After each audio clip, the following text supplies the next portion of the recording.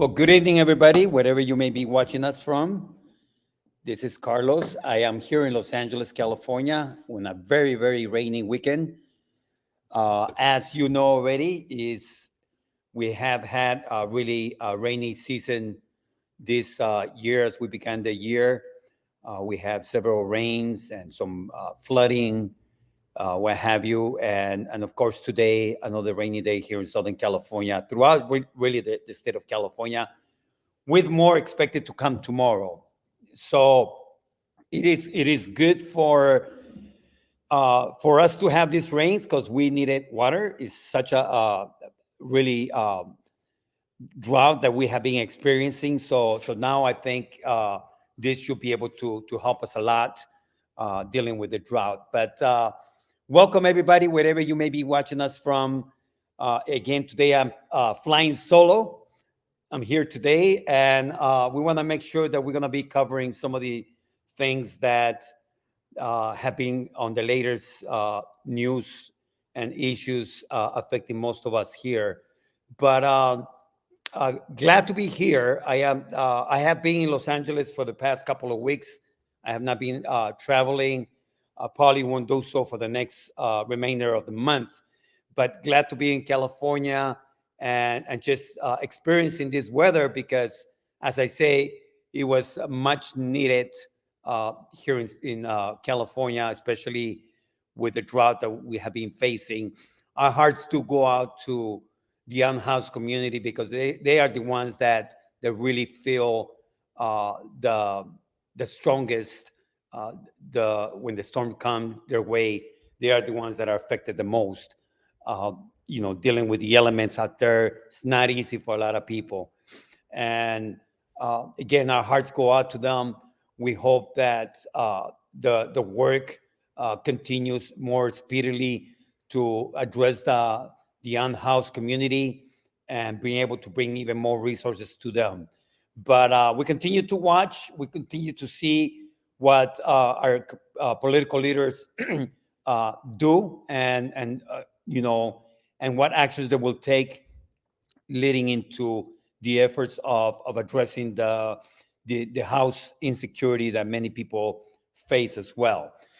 We have people that are at risk of being evicted.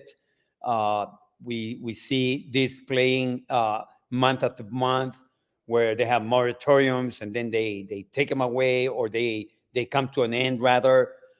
They expire, and it really puts the people in a very difficult position because pretty much you have to deal with this on an ongoing basis. There is no rest for the weary.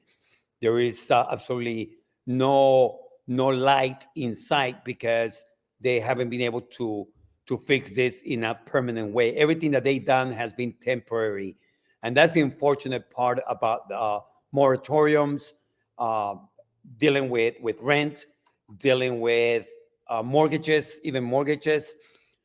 So there's a lot more that's still coming up, and again, millions are at risk of finding themselves living on the streets, and that can happen really to anybody, any of us, at any given point. Any kind of life-changing circumstance can bring this about. So we need to continue to advocate and fight for not only policies but for safety nets that will keep people in homes, that will keep a roof over someone's head, and will keep families together. So that's the kind of stuff that we need to continue to do. And this is not a short-term thing. This is an ongoing, long-term advocacy that we need to continue to be vigilant and strive to bring about. Is justice, housing justice, is fairness, is being able to have adequate housing for the people based on their income. Not everybody can afford, $3,000 apartments. Not everybody can afford to buy a house nowadays. It's very, very difficult to even buy a house, let alone, it's difficult renting a house, let alone buying one.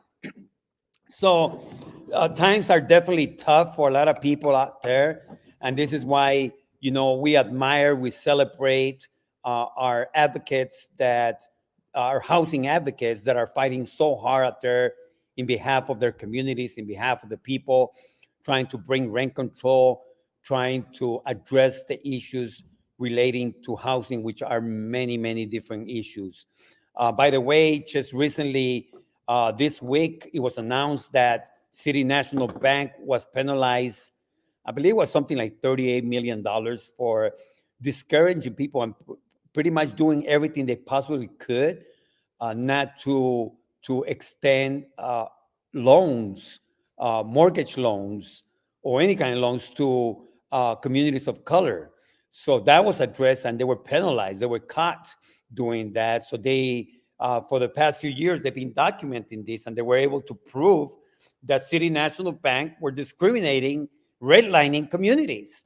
So this is nothing new. It has happened, over and over again. Major banks have done this in the past.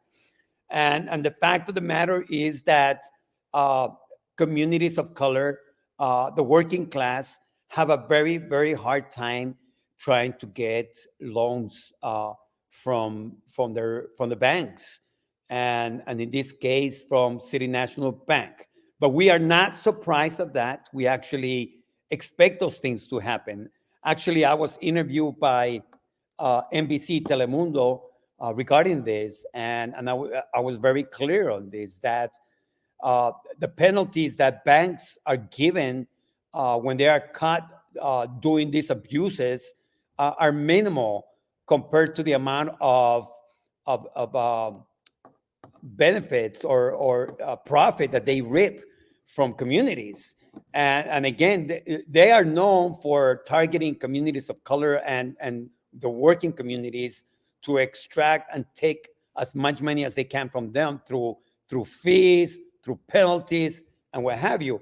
So they say that they are there for the community, to assist the community, to help the communities, but in fact they're not. They're just trying to find ways to scam and to rip off the people. And that we have seen over and over again. Until we see any different, we are not going to stop fighting against the banks. We are not going to stop calling them out. And we're going to continue to advocate for public banking, because the reality is that public banking is the only solution to the greed of the banks. And one of these weeks, we are going to be having a public banking advocate to join us and to explain us a little bit more of the work that's being done.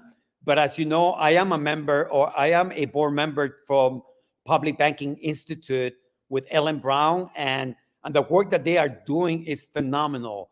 They are bringing educational programs and advocacy nationally to educate the public on public banking and the need that we have for that. So our shout out to Ellen Brown and the Public Banking Institute for the work that they have been doing for decades. They have been talking about public banking for such a long time, even when no one knew about it. And that's how I actually learned from public banking, is through the financial crisis during the days of Occupy. We were looking for alternatives to Wall Street and what the banks were doing. And this is why it resonated so much about public banking, because it's really for the people. So again, we're gonna see if we can get someone to join us and talk about public banking and the work that's being done nationally. So again, a shout out to Public Banking Institute and Ellen Brown for the work that they have been doing over the period of time. Now we want to jump a little bit into the craziness of Washington. It is insanity what we are seeing in Washington, really from both parties, because the latest, of course, is how Biden got caught with classified documents. And mind you, we here don't play favorites. We're going to call you out if you're wrong.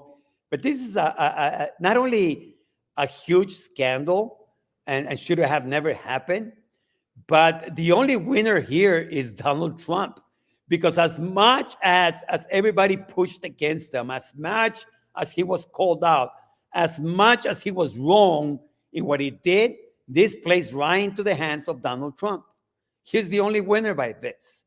It's clearly showing that all the people have mishandled classified documents, and God only knows who else has classified documents sitting in their garage or anywhere in that matter. You know, it is beyond belief when you hear these things happening. How can that even be?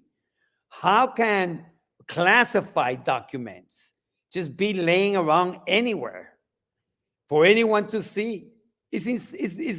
Insanity is a very soft word to this, because classified documents are the most guarded, supposed to be the most guarded information the United States has, yet is laying around loosely. So bad Biden for this. I don't know what the heck they're thinking. And of course, I'm hearing some people again. Here are people that create stories or try to spin everything around, saying that perhaps somebody planted those files in the garage of Joe Biden's house. It's ridiculous. But again, you know, we have a lot of people that will say a lot of things. The fact of the matter is that they got caught, and there's now a special investigator handling this.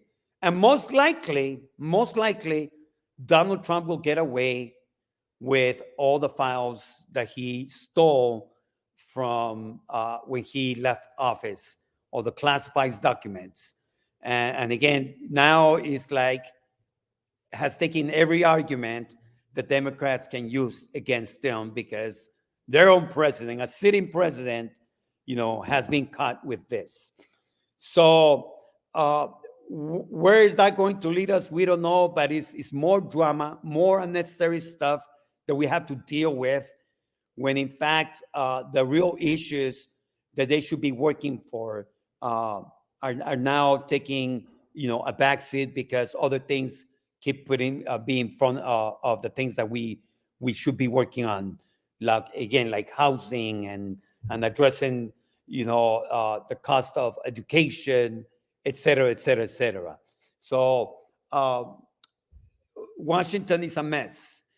We are seeing, not for the first time, because we saw through the presidency of Donald Trump and others like Major Green and other Republicans, how they have lowered the standards regarding who gets to be in office. And now we have this guy, George Santos, who, of course, faked his entire profile, who he was, and he was sworn in as a congressman. Pretty much lied about his resume and still got a job. How crazy is that? That is insanity, folks. That is insanity. And not only that, but Republican leaders are supporting him, are defending him, and may give him some committee assignments or seats. That is Washington for you, folks. That's where we are right now. We have lowered the bar, you know, to the lowest point, and just actually, I'm not going to say the lowest, because just when you think, you know, we had Donald Trump as the lowest of the bar, here comes someone else, and then someone else, and they keep lowering the bar. You know, where's the integrity? Where's the ethics? Where's the you know, someone that we can point to and say, you know, that's a person of integrity right there. That's a person that we respect. But the fact is that more and more we are seeing people that are holding office that we have zero respect for. I mean, it's insane. Some of the people that are being elected to office, and mind you, that's the part of the fault is the voters that elect these people, that vote for these people. I don't know what they're thinking, but then again, this is what happens when we have such bad politicians working in Washington, because pretty much people are so tired and upset that of the way that they have handled uh, policy, that they have handled their seats, that when anyone, a charlatan, comes around, they will buy into them.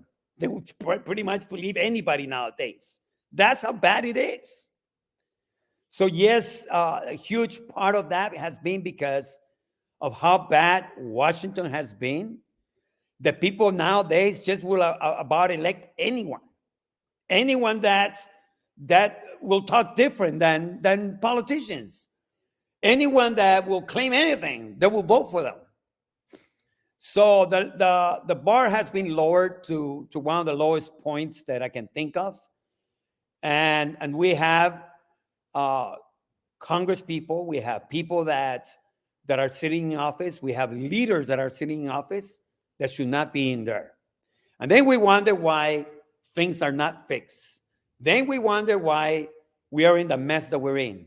By the way, Sarah Huckabee, uh, the new governor from Indiana.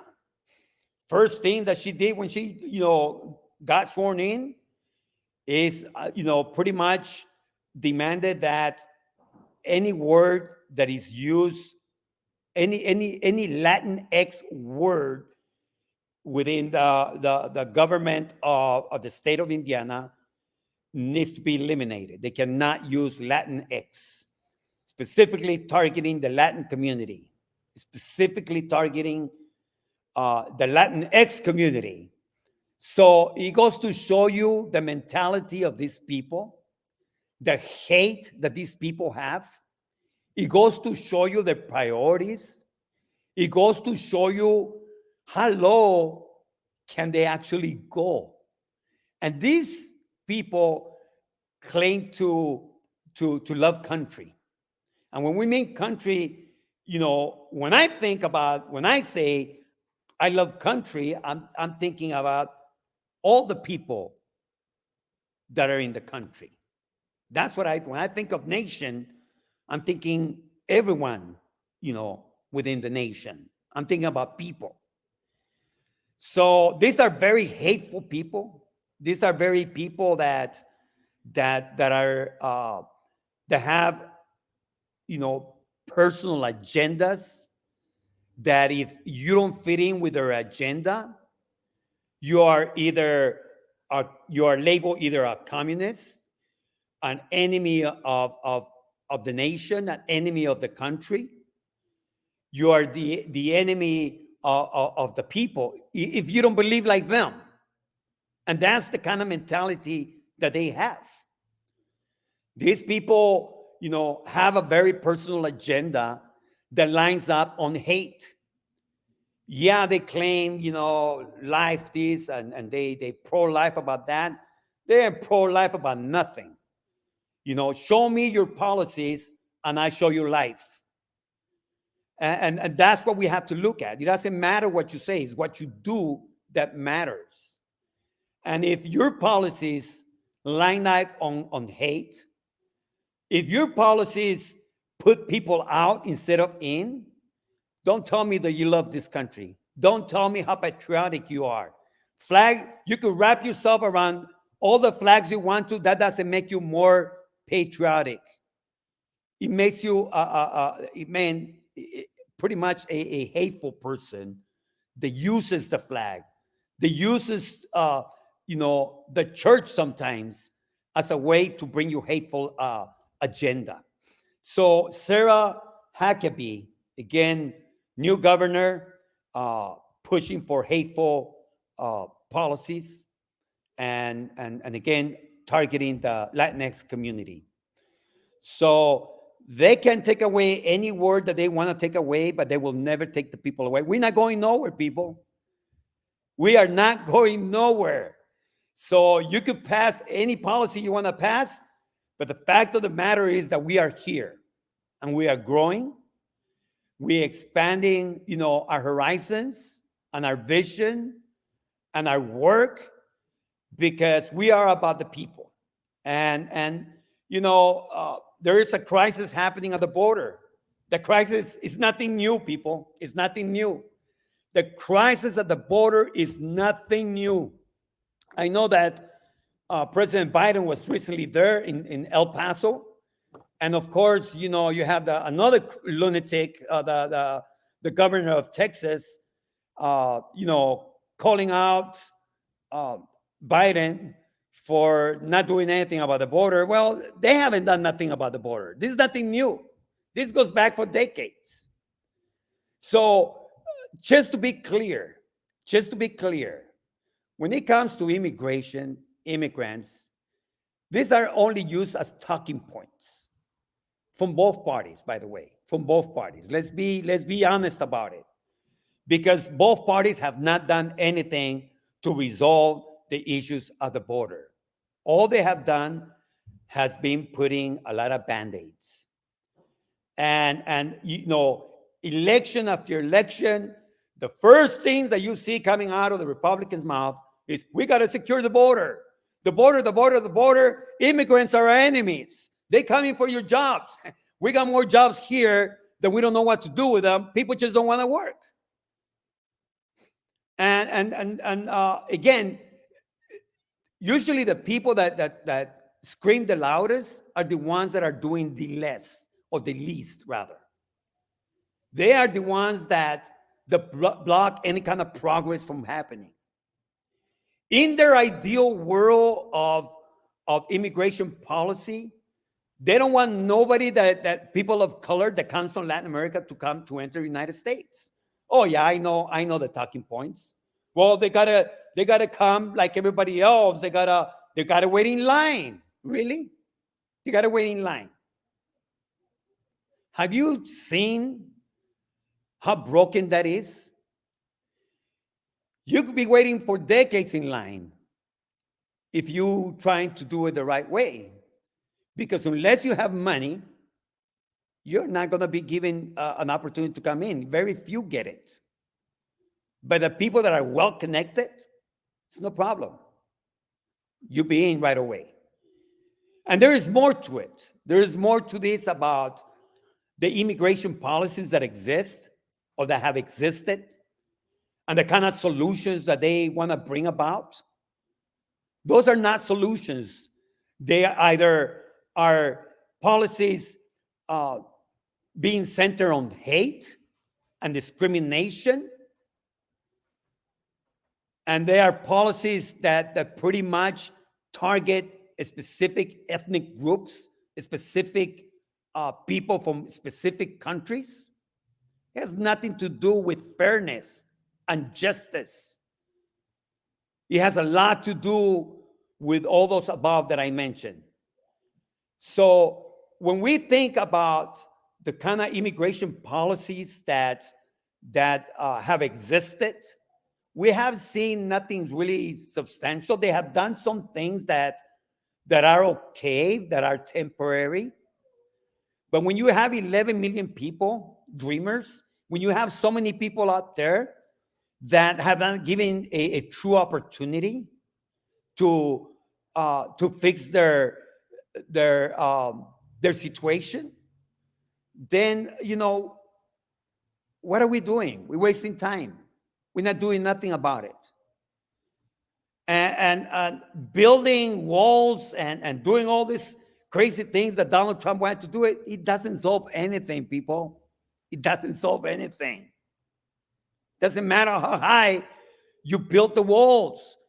You have pretty much bad policies happening throughout Latin America and other countries that forces people to have to migrate somewhere else. It is our policies, our bad policies, that have been hurting our Latino communities or Latino or other countries that drive people desperate for survival to seek asylum somewhere else. And in Europe, it's happening in other countries too. It's happening in Germany. It's happening in other countries where people are coming to those countries, fleeing violence, fleeing war, fleeing extreme poverty, fleeing, the consequences of climate change that a lot of our corporations have helped create.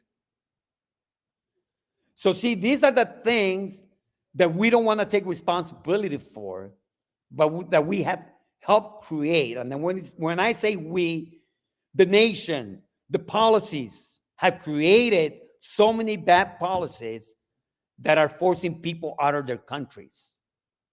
And then we wonder why so many people are fleeing all those countries and trying to migrate to countries like the United States and other parts of Europe. So again, is chaos a very soft word that we can use over in Washington because nothing gets done? And with this very slim majority that the Republican Party has in Congress, guarantee that nothing is going to get done. That's just a guarantee. Nothing will get done because again, Republicans have a very slim majority, and thank God for that, because you see the craziness of policies that they want to continue to push for, and they are not about to making things better for the working class. They're even talking about eliminating Social Security. They're constantly talking about, taking away benefits from the people, safety nets that exist, the few that exist, because a lot of them, they have succeeded in taking away. But, these are the kind of agendas that they are pushing for. They want you to get up on your own. If you're down, they say, well, you have to be responsible and you have to get up on your own. You don't need no assistance from the government. The government should not give you any kind of help at all. But they have no problem helping themselves. They have absolutely no problem helping themselves and helping their families and helping those people that donate to them. They have no problem doing that. They're not having problem giving welfare to corporations and giving them every possible break that they can so that they can have more for themselves. Yet when it comes to the people, you're on your own. You're really on your own. You got to figure it out. If you are unhoused, if you're struggling with your rent, if you don't have health care, you're on your own. Figure it out. That's the plan that the Republican Party has. And a few Democrats, I got to say it, because we have some centrist Democrats that have voted against progress. When the opportunity have come, they have actually voted against progress that would have brought benefits and protections for the people. So both parties are guilty of this, but Republicans even more so because they don't even hide their agenda. They're pretty much open about it. They will tell you that they don't want Social Security. They will tell you that. And they're doing anything they can to be able to take away some of these benefits. And they will lie to your face. And right now, I'm telling you, these people are nuts. These people are absolutely nuts. Right now, what they are talking about is pretty much defunding or eliminating the IRS. Well, I wouldn't mind, not having to pay any taxes at all. But that's not going to happen. That is not going to happen. Impossible for that to happen. How are they going to pay for anything? How are they going to pay for their wars? Do they even hear what they say? I mean, these people are out of their minds. These are nice talking points. But these are roads that lead to nowhere. They lead to nowhere. And that's what we have with the Republican Party. We have a whole bunch of talking points that get us nowhere, that divide the country, that sounds good, but at the end of the day, these are all benefiting the ultra rich, the people that have everything already. That's their number one agenda, and we have seen it in the little time that they took over Congress. How they're already pushing for those kind of policies to help the ultra rich. So for those of you, and I usually don't attack voters or don't attack people political preferences, but those of you that vote Republican and vote for these people, what are you thinking? Do you even hear some of the stuff that they propose? I know it sounds good because their proposals and their campaigns are based on fear of immigrants, fear that the government wants to control you, etc. But they are the ones doing that. They are the ones doing that. Fear that they want to take your guns. No one is taking your guns away. We just need to have common sense gun control. Common sense. But this is the kind of stuff that they campaign off, and people buy into that. They buy into the fact that the left is destroying the country. That's ridiculous. That's absurd. They're not destroying the country. Republicans are destroying the country. They're destroying the country because they're taking away from the working class. And they're loading up everything on the ultra rich. They're giving them all the control possible. So that's what we're looking at, folks. We are looking at a very chaotic, dysfunctional Washington, dysfunctional Republican Party, and we see how they are like even attacking each other. Crazies are fighting other crazies. It's bad. It's bad. I've never seen it this bad. But little respect we can give to some of these politicians. Very, very, if not, no respect at all for them. Congressman Green, she's a lunatic. And the thing about this is that really interests me, that no one mentions about, is the fact that it's the media that elevated her. It's the media that has created her. They give her so much airtime. Every time she says a word, they put her in the news. That's the same thing that they did with Donald Trump when he was running his first campaign. Every word, everything that he said, they were out there covering him. And they doing the same thing with her. She was a nobody. She was an absolutely nobody. Yeah, she came to Congress, but she had no great ideas, agendas. All her stuff was based on craziness. And they covered that because that gives the media ratings. And that's what happened. And now they created another monster. By the way, they contemplated, Donald Trump, I think, is contemplating to have her as a running mate. Go figure. Two crazies. But, there's people that will vote for them because of the crazy things that they say. That these, again, are people that their whole thing is about all these make-believe things. He brought that, I'm going to say that the Hollywood sensational, coverage that they like to give to Washington. Almost like wrestling. Yeah, it looks like, oh my God, everybody's beating each other up, but it's all fake. You know that. Everybody knows that. You know, but that's what they bring to Washington, and then people fall for that.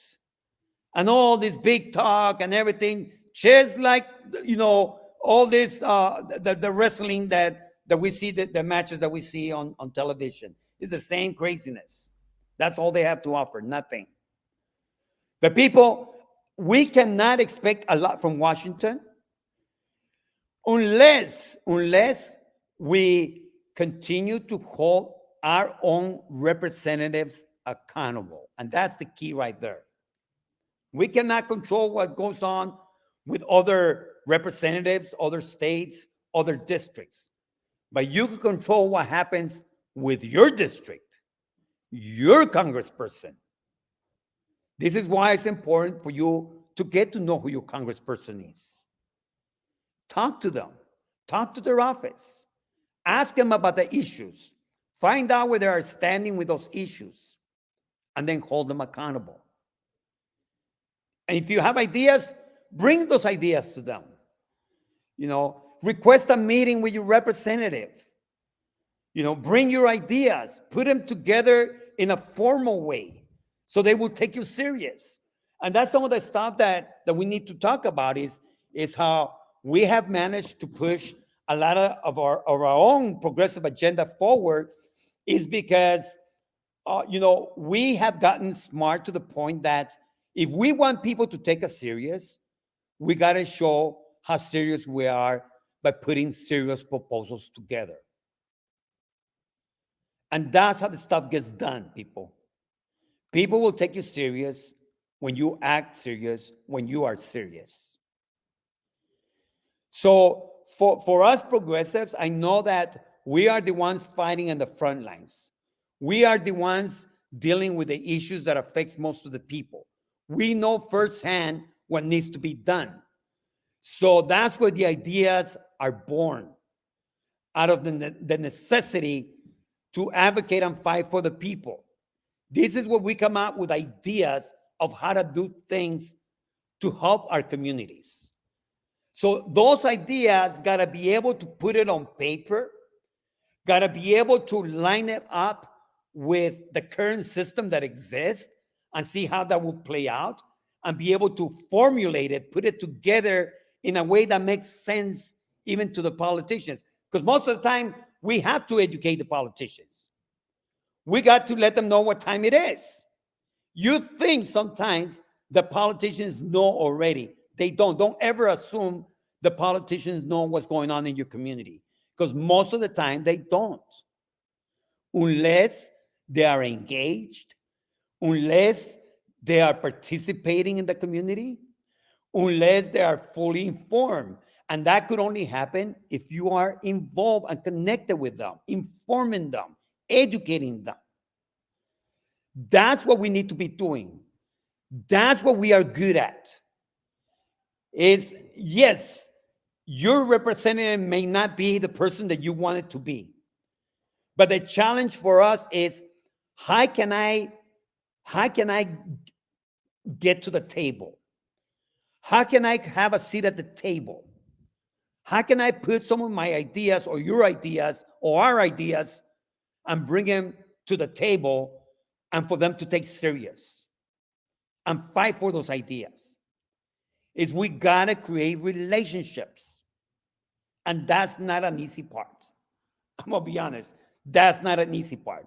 Why? Because, first of all, a lot of the representatives that are sitting in those seats, you may not like. You may not agree with them. You may think that they are sold out or that, they corrupt or whatever. Well, you got to take the first step by being able to be stronger than that. If you're hiding behind that as to the reason why you are not making those connections, then you're wrong. You got to be able to put that to the side. You got to know who you are. You got to trust in yourself. You got to believe in your people that are working with you. And you got to be able to sit down face to face with them and articulate your points and articulate your proposals to them in a way that is respectful, in a way that is smart, in a way that makes sense. Because a lot of times they're just waiting for good ideas to come about. But if you are there just cussing them out and tell them how corrupt they are, I guarantee you nothing will get done. And your ideas will never be heard because you're not going to have that access. You got to create that access. Again, how do you do that? Is by being able to, first of all, take yourself serious, present yourself as a serious person, and, do it in a way that is dignified and respected. You don't have to agree with them. And you don't have to try to pretend that you're someone else. No, you could be yourself, but you could handle yourself in a very professional way, representing your community. And listen what I'm saying, because that is super, super important. If you are out there fighting for the people, if you are out there in the front lines, in the trench holes, if you are out there, defending, immigrants, defending the unhoused, defending moms and dads and communities overall, you got to see yourself as a representative of the people, and you have to carry yourself in such a manner that you're representing them. So you have to be professional. You have to be smart. You have to be able to come to them in a way that gets attention from them. They cannot disregard you because you're coming at them in a way that is professional, but in a way that also is very impactful. They cannot dismiss you, people. So that's what we have done with many of our groups, and how we've been able to have some access and be able to push for some policy changes, is when we have that kind of approach. And like I say, we don't have to agree on everything, and we don't have to even agree with them at all. But we learn to maneuver through the waters. We learn to use the very system that they put together to beat them at their own game. And brothers and sisters, I tell you, it's not easy working in the inside. It's not easy at all. You get to see so much stuff in there that is hurtful, that is discouraging, that sometimes you just are disgusted by it. But we do that out of necessity for the things that we are fighting for. So if you're a fighter for the people, you gotta, gird your loins, as they say. You gotta tighten up the belt. You gotta put the chest out, and you gotta lift your head, and you gotta go and represent the people in the best possible way. So I think about the people that I'm fighting for when I'm having these meetings with anybody that can actually bring any kind of change. Whether it's a bank CEO, whether it's a representative, I think about the people that I'm representing, and I want to be able to represent them in the best possible way. And I guarantee you, folks, that you do that, even if you come out with nothing from those meetings, you earn respect. And it may not be the first time or the second time or the third meeting or the fourth meeting, but sooner or later, they're realizing that you're all business. And they're going to come to you, actually. They will come to you because they know who's sincere about working for the people. And when the stuff hits the fan, as they say, they're going to come to you because they know no one else that has the trust of the community, that has the respect of the community. So you keep doing your things. You represent. And when the time comes, they're going to come to you. Even if they don't want to give you a seat at the table, even if they reject you time and time again, you keep girding your loins, tying the belt, putting your chest out, putting your faces up, and you represent.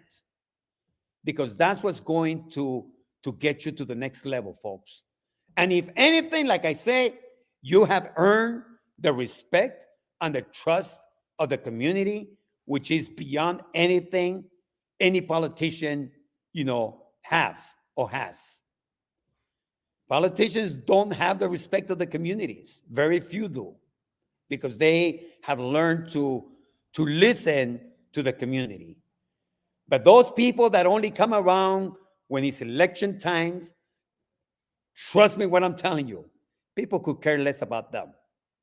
People do not support them. They don't have their backs. Why? It's because they can see right through them. People can see right through you. When you come out there and you're doing your work in the community, people know where you're coming from. People know whether you're doing it for yourself or whether you're doing it because you actually love the community. They can see right through you. So, word to the wise is know where you're standing, know the people, know your stuff, represent, because that's what's going to get us somewhere in this days that we have of challenges ahead of us. So, Mr. Santos, Congressman Santos, oh my goodness, he's going to be under the radar. They're not going to let him go. I'm telling you, that guy's done. He's beyond done. And he's a mockery of everybody. And the worst thing about it is that he's a face in Washington. That's who we have become. Whether Republican or Democrat, the minute that they allow him to take that oath of office, he became the face of Washington. We got to live with that. Just like when Donald Trump became president, he became the face of the United States. And that's where we are, folks. It is unfortunately that all these things keep happening, but are happening, and we're going to continue, like I say, to do what we can to educate our communities, fight for our communities. Here in Los Angeles, we have big issues right now happening, again, with LAPD. More people have been killed by the police in this last week. 3 people got killed. And these are some serious things. I don't know if you saw the video where one of the men was being, shot with a stun gun for several times. He ended up dying, by the way. It's a big scandal here.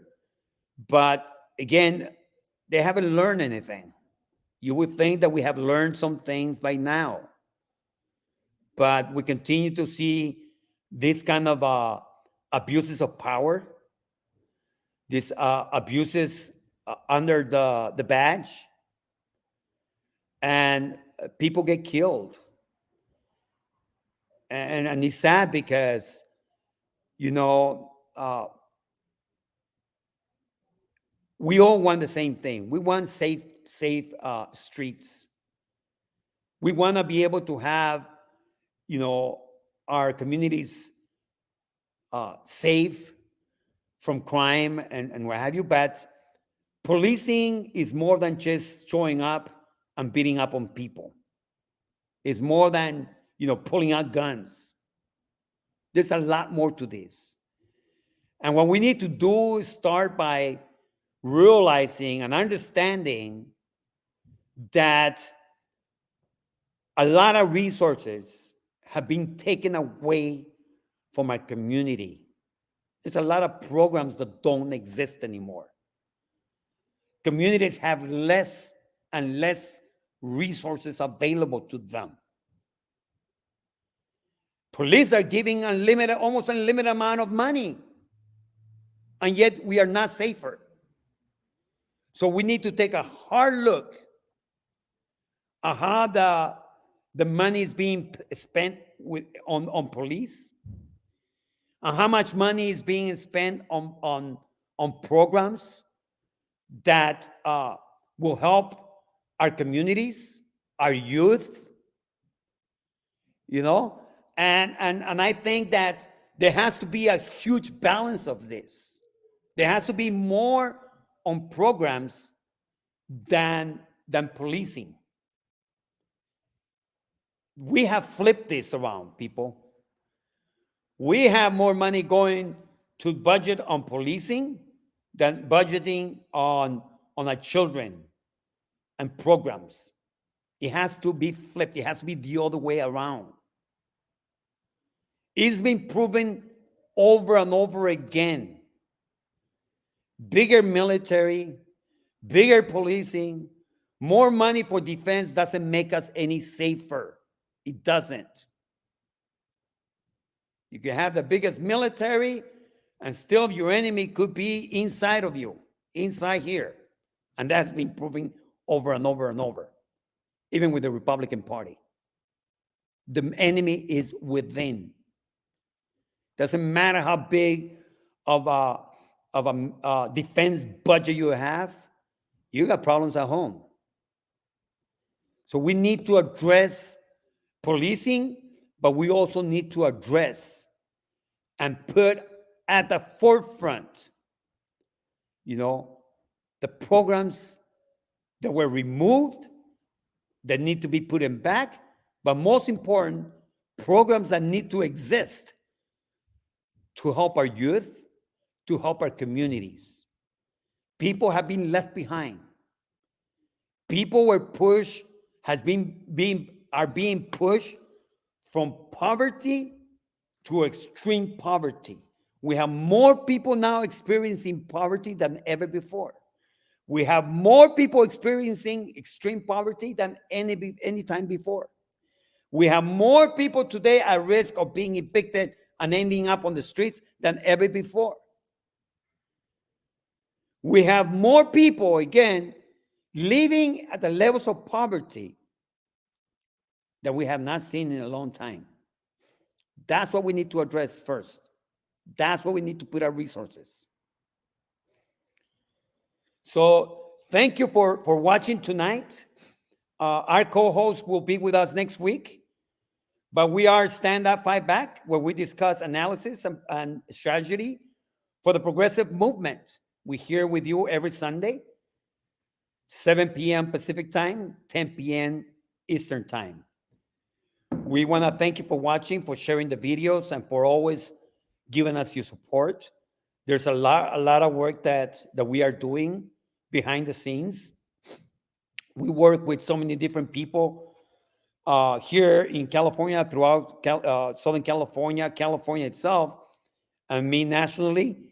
We're working with so many communities and people, connecting people, bringing resources, etc. So there's a lot of work that we are doing behind the scenes. But, send us a message. Let us know how we can help organize your community. We love to do that. And we are going to be talking more this year on ways that we can organize, on what, we want to bring some guests here that will show us how they are organizing their communities. And these are the kind of things that we're thinking about, and that we want to make sure that we share with you. How is it that we can empower our communities? That's the only reason why we are here on this particular podcast, is to be able to give you information, is be able to bring analysis of what's happening and putting together their ideas and share ideas, what other people are organizing about and doing to help their communities. Thank you so much for watching. Today, our program, we want to dedicate it to all those people that are fighting for the unhoused, for those people that have been advocating for the homeless, for those people that give their all to making sure that everyone is counted and everyone is brought in that are housing secured. Thank you for watching. We are Stand Up, Fight Back, here from Los Angeles. Good night.